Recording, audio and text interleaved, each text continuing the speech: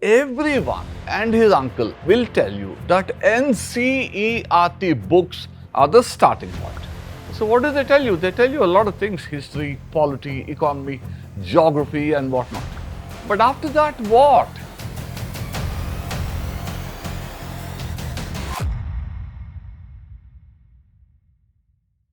Hello and welcome. To call today a historic day would be an understatement. We are here today to bring to you something that has never happened in the zone of civil services prep. We at Unacademy have truly revolutionized the way students prepare for the civil services exam. It is no longer a dream for the privileged. It's no longer a dream for the haves. And we have ensured that the finest teachers teach the finest students as long as they have a dream. And it is also true that the finest institutions exist right here in the Mecca of civil services preparation.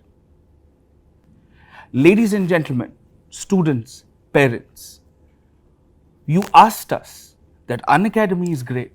We've got the best teachers. But where are, quote unquote, your Delhi teachers?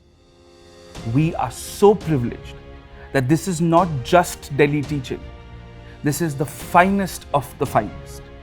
Today, we at Unacademy have the single most honor, the highest privilege to have one of India's most prestigious, most sought after, the very benchmark of civil service preparation, Sriram IAS, join hands with us at Unacademy to deliver relevant and noteworthy teaching to students preparing for the civil services exam.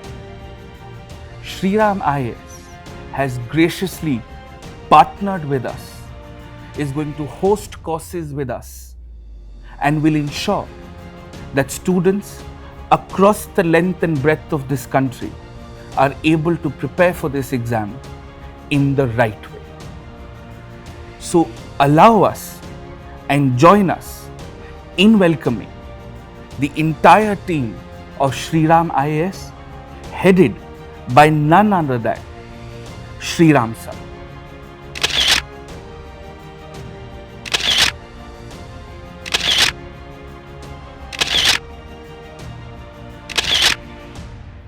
Before we speak about the civil services preparation, we get the insights of a collective 100 years of teaching experience on the table. We would really like to hear from our very own Sriram sir about his vision, his ideas, and what lies ahead. See, I've been a teacher for the last more than 35 years. I knew I had to teach because a lot of time of the young people, the aspirants at the peak of their youth, highly qualified, had to be put through the right channel. They were going helter skelter, reading this, reading that, reading all sorts of things, wasting their time. And end of 4 or 5 years, they look back and they have nothing to report. So our job is to ensure every hour, every day, your time is put to productive use exclusively in the direction of making it to the Dholpur house, that is the civil services examination. So whether what to read, how to read, imparting to you knowledge at the basic level, at an advanced level, at a level of application, and what are the boundaries, all these are very, very crucial. Some students already may be familiar with what it takes.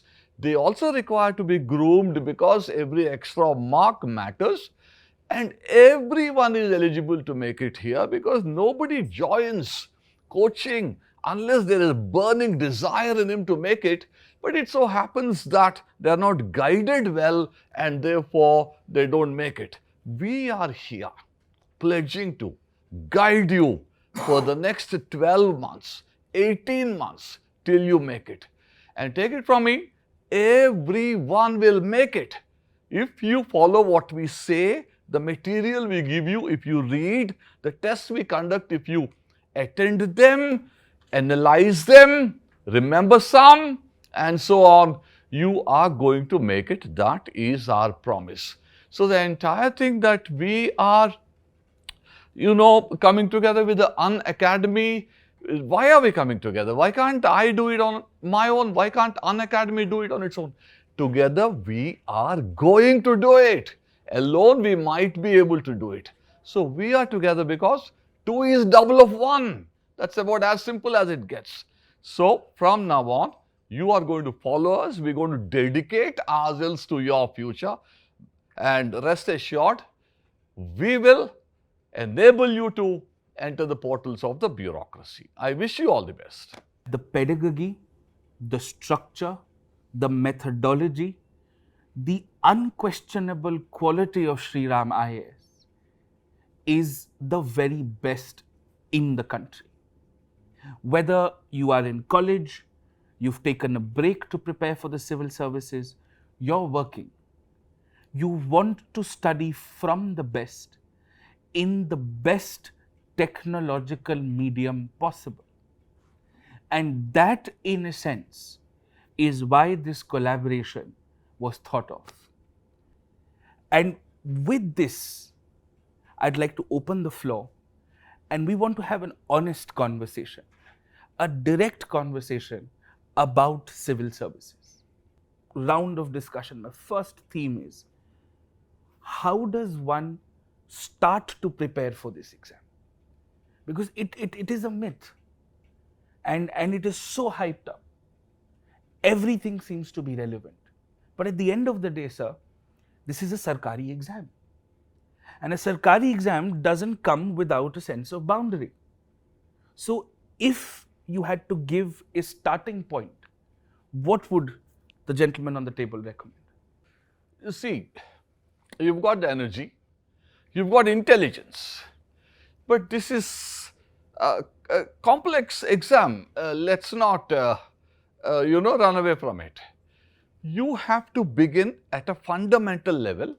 Everyone and his uncle will tell you that NCERT books are the starting point. So what do they tell you? They tell you a lot of things: history, polity, economy, geography, and whatnot.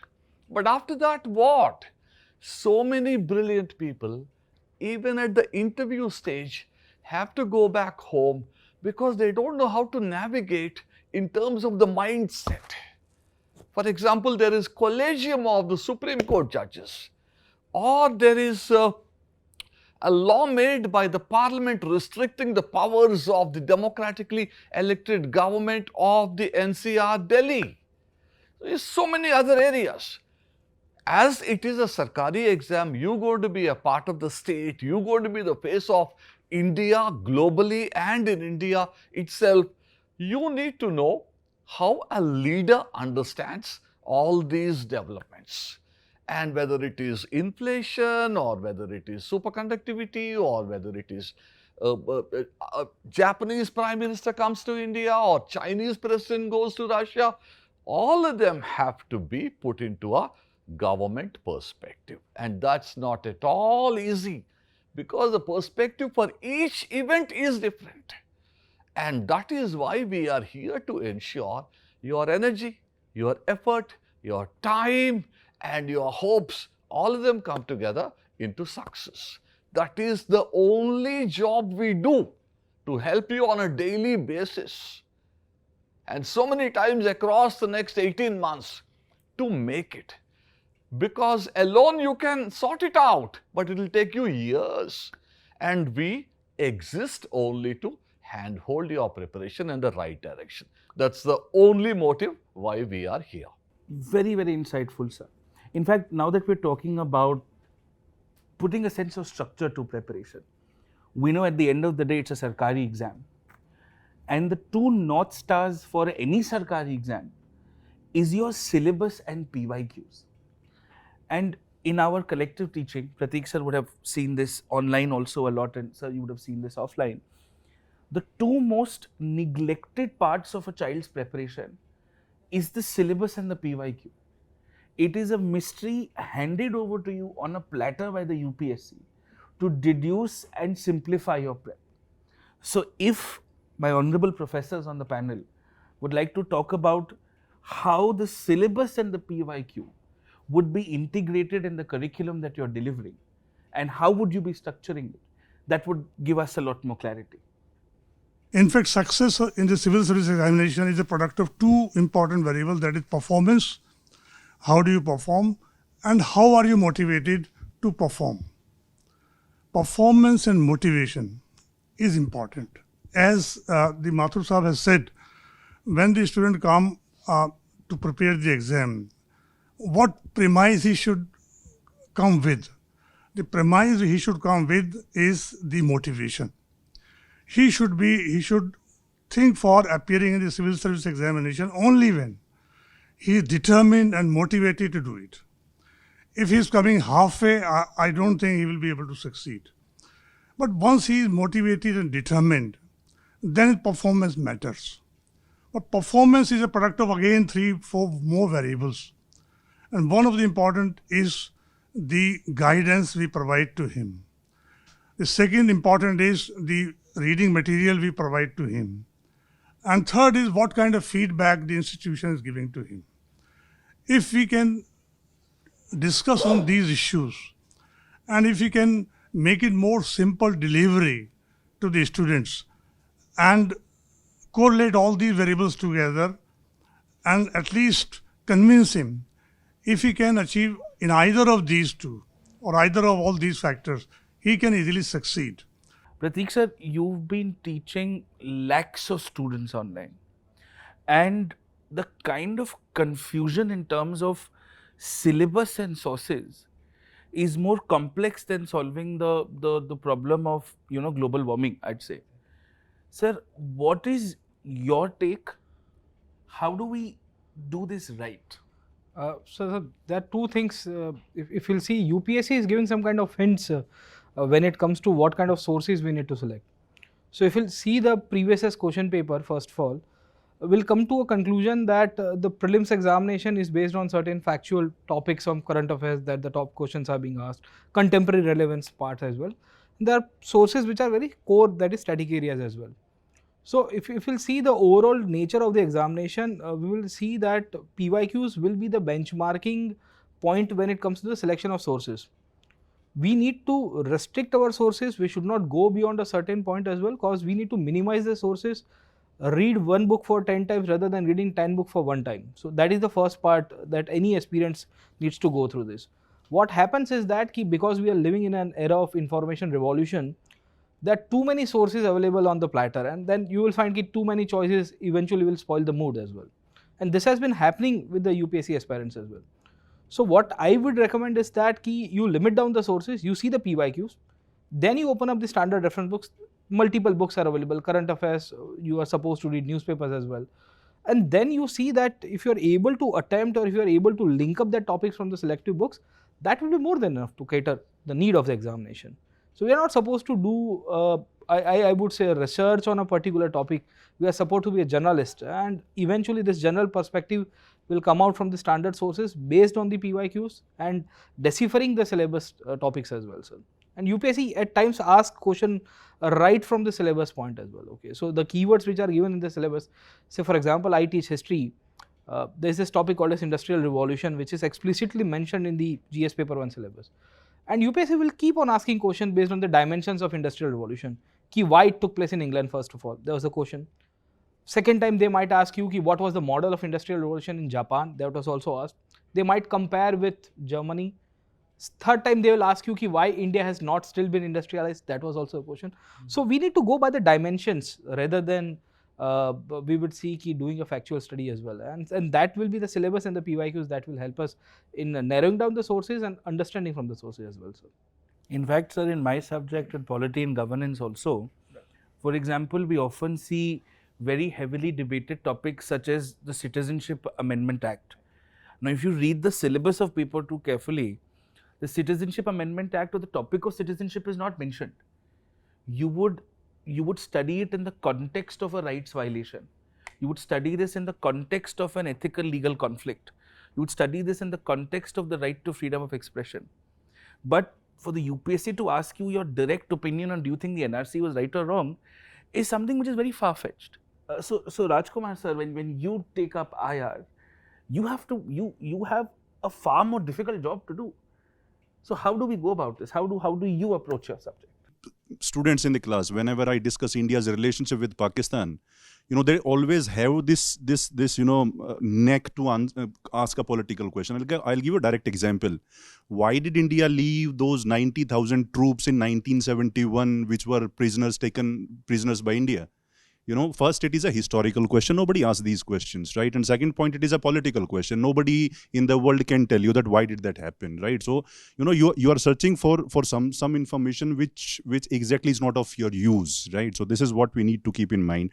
And of course, it is all about smart preparation, right?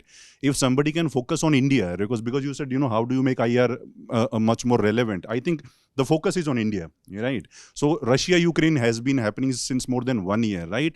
If I start telling the story of Russia-Ukraine, almost every country has a perspective on it. But I think UPSC wants to know what is Indian perspective on this problem, right? So this is the way to approach it, right? We need to narrow down that to India's approach. That is what we need to do, right?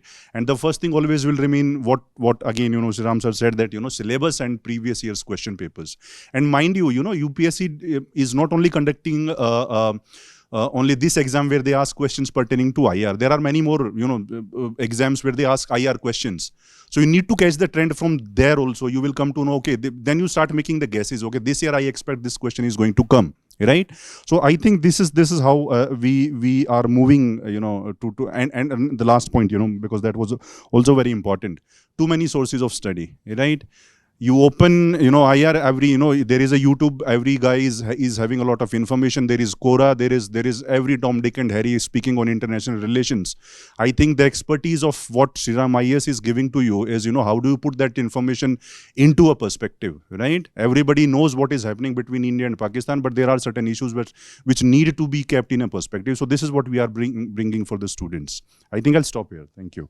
So brilliantly put, sir. In fact, the philosophy of less is more is the best suited philosophy for international relations.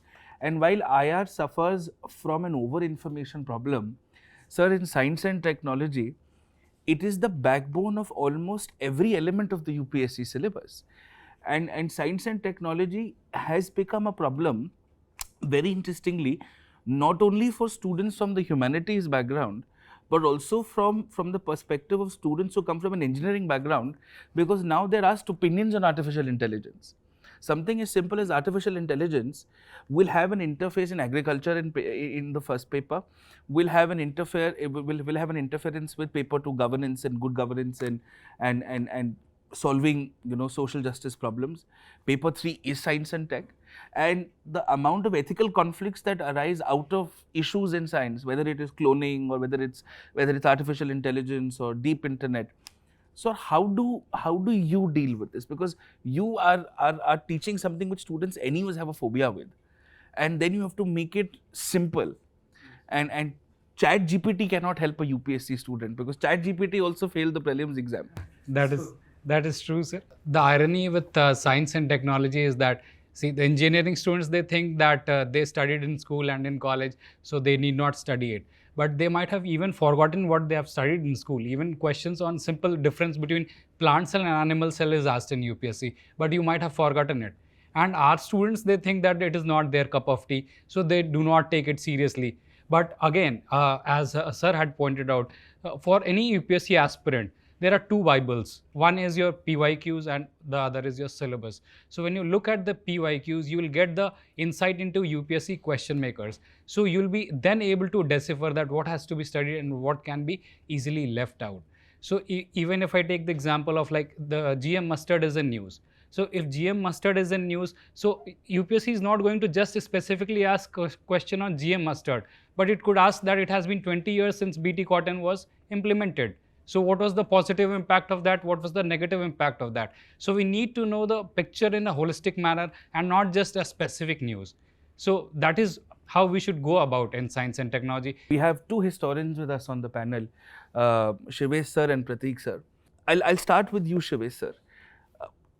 what is the right way and how do you deliver history? And we can then ask Pratik sir to please give him his inputs. Look, before coming to the topic, I would like to say 2-3 things that needed for the examination and for the teachers also.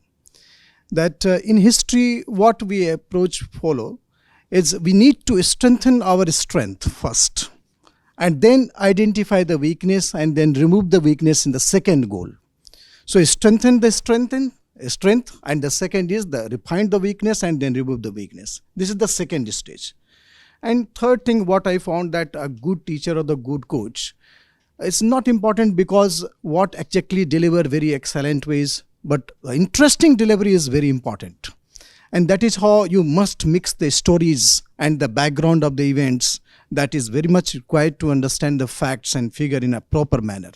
So that is the best way to go for the history.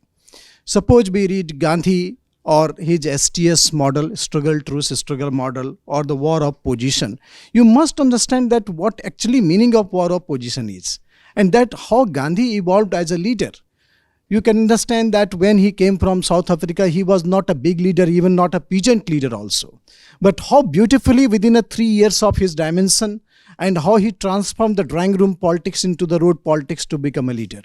So that important dimension you have to cover during the course of his evolving leadership when he came from South Africa. So this is the way normally stories is the best way to put into the history so that students would find it very interesting. Otherwise, the length of the syllabus always making the things very difficult for the student. But second thing, that you must understand the concept and then you go for the putting the facts in the proper order. Years will automatically fits inside. So the best approach of reading the history is that you must go the story way to finalize the entire syllabus, and then years will automatically start getting inside because you know the concept. What I finally feel that. Absolutely, sir. Golden word, strengthen your strengths and refine your weaknesses. Indeed. Pratik sir, please, your 2 Ji cents. sir, absolutely very rightly put by Shivesh sir as well.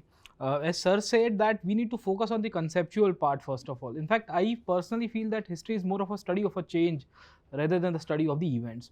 If you'll see the nature of the questions that UPSC has been asking since last few years, it is always change oriented questions. Say for example, what could have been the outcome of the international movement had it not been the entry of Gandhi, or if Gandhi would have not presided? What could have been the course of the independence? Okay. So these are the opinionated questions, okay. Or UPSC might ask you differences between the strategy adopted by Subhash Chandra Bose and Gandhi. Were they different or they were eventually the same only? So this is what the UPSC has been asking. What I personally feel that history is not supposed to be read in isolation. You are supposed to interlink the topics. Say for example, there are certain world events would have impacted the international movement. Simultaneously, UPSC has been asking questions even with respect to the cultural part and the ancient part implemented in the modern period. So few years back there was a question that was asked how the town planning of the Harappan cities can be useful in designing of the smart cities in the present era. So if you see the nature of the designing of the Harappan cities, they've got a town planning system, water management system, grid layout system, everything that we can see, compact cities so that less movement of people, and you can know sustainable is one of the aspect as well. Thirdly, history also requires the cultural part, because art and culture is also part of the main thing. In fact, I feel that the culture is also related to the political history. If the king is politically and economically very sustainable and powerful, he'll be making and designing monuments according to the ideological beliefs he had, and he'll be putting out the resources for the development. So say white marble will be used by a particular dynasty in the 17th century, but the same white marble will not be used in the 18th and the 19th century because of the nature of the states that has changed. So they are facing some kind of economic problems, and hence they will see the change in the architecture as well. So this is how UPSC has been asking questions in history and culture. How philosophy have played a very important role in shaping of the monuments. Yeah. So the Buddha's teaching are reflected in the stupas or the cave architecture. Why the cave are in the form of anda shape, okay, apsidal shape. So this is what the nature of the question. So interlinking is very much needed. Conceptual clarity, focusing, as Shivesh sir said, that you need to strengthen your strength and then refine your weaknesses, sir. Yeah. Absolutely, sir. In fact, someone very close to me was having a conversation with, and very, very interestingly, the person also said that you cannot remember every policy of every viceroy. But if you know the personality of the viceroy, you would know whether the viceroy was a good person or a bad person. So you can associate those kind of policies and then, make your educated guesses. That's a brilliant way to go about it. We are in the era of absolute mayhem when it comes to answer writing. And there is so much gyan, as if there is a chemical X that the students have to take every day in the form of a chavanprash in the morning, and then they will become great writers of answers. Sir, is it that complex? Is that the case? It's not at all complex, but you need to know how to write an answer. A lot of people know it. But generally, the example that you gave some time back, Citizenship Amendment Act. The way they would write something on CAA would be, criticize the government and, all sorts of, anarchical reasoning they'll bring in. Should the question come, they must realize that no names are to be mentioned. People say, Mrs. Indira Gandhi imposed emergency. How are you concerned about Mrs. Indira Gandhi? You are concerned about in 1975, June, and 352, national emergency got imposed.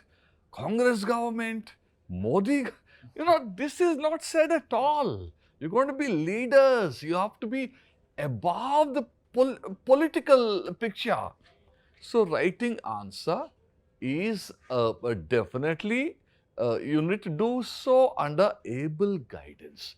Otherwise, UPSC is ruthless about marking, be it in the main, be it in the interview, a wrong word, a wrong fact, a politically contestable, presentation. All of them can be, you could be slaughtered for that. Therefore, a lot of people who are, believe me, brilliant people, outright brilliant people, energetic people, why is it that they don't make it? I have known the other day, somebody showed me, sir, these are the answers I have written, and I have not pointed out any fault in what I have written. But I have not been getting good marks. I saw in the second paragraph itself, Mrs. Gandhi imposed national emergency. You can't get too far with that. And when I told him, stay out of all this, stick to a decent perspective, factual, interpretative in a constructive manner, don't get into controversies unnecessarily. Today he is there as an officer. So you see, you need to be guided, and guided by someone who would love to guide you in the right direction. Yeah, and ability to guide, intention to guide, they're pretty crucial to guidance. Absolutely, sir. In fact, it's commonly understood that your UPSC preparation is the trailer into your career as a bureaucrat. If you're handling 15-20 departments when you're working, you might as well be sufficiently able to handle 15-20 subjects, prioritizing subject A over B depending on the return that you would get in terms of marks. And the order of subjects also becomes extremely important in a certain manner. The order also becomes very, very crucial. You can't study an IR as effectively if you've not had a background in, say, world history. We can't teach governance and social issues as effectively as we could if a student does not have a working knowledge of polity and economy. And when that amalgamates into a simple, effective, answer the damn question answer writing format, I think that's the simplest way to put it. But the best answer is answer what has been asked. And I think, sir, that is how you've structured your curriculum, because I know that you've always taught and your subjects have always been in a very, very academically sound manner. So, the whole thing is, you know what to write, but you've been misled by newspapers and all sorts of people. So, go back to the time you were taking your 10th class examination. 12th class examination, you'll get everything right, except that the nature of the exam is that you have to depoliticize your understanding, and you need to sanitize your thinking, and rest of the talent you have. Otherwise, you won't be preparing for civil services so seriously, joining a coaching center, coming to the class every day, taking down notes, asking the right question. Sir was saying right question. Right question is everything. There is no question other than the right question. Because in a span of 12 months, if you want to crack it, you better be getting only right questions, right doubts. Otherwise, some people are tempted. They believe that you need to be great intellectuals. You need to be highly, highly critical of all that's going on. All that you're being misled. 10th class, 12th class, constructive thinking, balanced thinking, avoiding controversial points of view. Controversy doesn't mean conviction. You have to say casteism has to be uprooted. That is a conviction. There is no controversy there. But UPSC is also very sure of giving you questions where the subjectivity of the examiner can ruin your career. For example, they won't ever ask you about reservation of this group, that group. They won't ask you about reservation is a right or otherwise. They won't ask you about the EWS. They won't ask you. It's a highly polarized debate. And UPSC knows that you should not be sacrificed at the altar of the bias of the examiner. So, some ground rules are there, and if you follow them, you'll surprise yourself. You'll go much, much, farther than you ever dreamt of. For all the learners who are eagerly waiting, and this is a very important moment for us because Sriram sir, along with his whole gamut of, I would say, shining educators and very experienced teachers, they will be taking classes on the Unacademy platform. Yes, you are hearing right. We are launching 3 batches. The first batch is the 1-year foundation course batch. This will include the prelims, the mains, everything under one roof. This will include the essay. This course duration will be for 1 year, and this will cover everything. This will be taken exclusively by the Sriram sir and the educators who are with us, the team of the Sriram IAS as well. The fantastic part of this whole thing is because we are launching it for the first time, there's some considerable amount of discount also available. You will be getting it, the details and the link available as well. Along with that, this is for the next year who are appearing for the next year.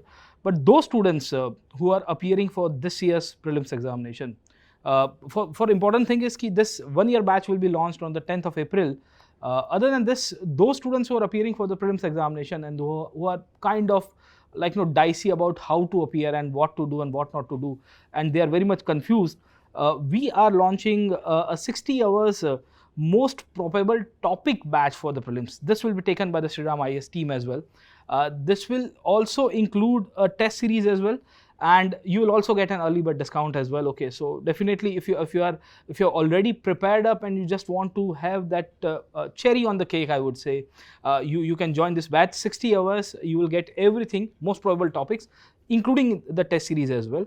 Other than this, current affairs plays a very important role in the UPSC prelims examinations. In fact, since the last 3-4 years, almost 50% of the weightage of the question paper is based on the current league topics.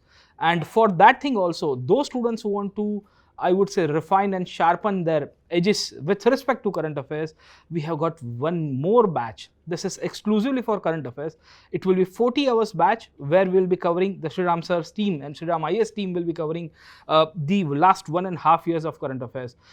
Most probably this will be sufficient with respect to the UPSC examination, and this is also available at discounted, I would say, fees as well. So what are you waiting for, students? You're most welcome, and you should take the maximum, I would say, advantage of this team that is available for you. Yeah. Thank you, sir. So we've got a foundation batch, we've got a comprehensive crash course for prelims, and we've got a dedicated current affairs course, because that is of course a major pain point. All of these are available at a discounted sort of price as an early bird setup. Of course, the prices are going to go up eventually, and we're very grateful to sir and the team to bring up such of these courses for us. And sir, finally, thank you so much for taking out the time. Thank you so much for being with us, and we hope for a very long and a very mutually rewarding partnership. And welcome to Unacademy, sir. Thank you so much. We'll put everything into our teaching program. Thank you, sir. Thank you. Thank you.